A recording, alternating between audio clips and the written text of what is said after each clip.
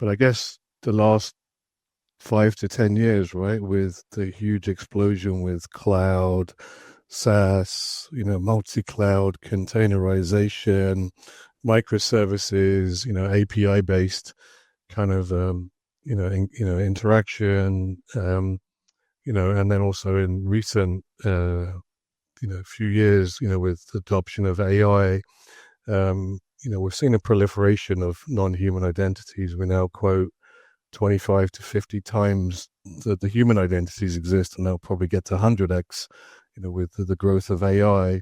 And now that we have this sort of huge hyper-fragmented environment, the non-human identities are scattered everywhere. Before it was just an internal on-prem kind of issue. Now they're everywhere in the cloud.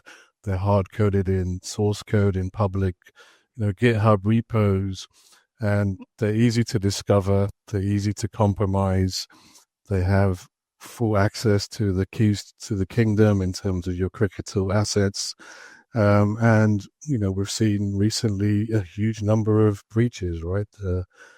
Threat actors out there have been compromising NHIs, discovering them very easily, and then breaching organizations or breaching your third-party supply chain vendors, right? Which is another challenge.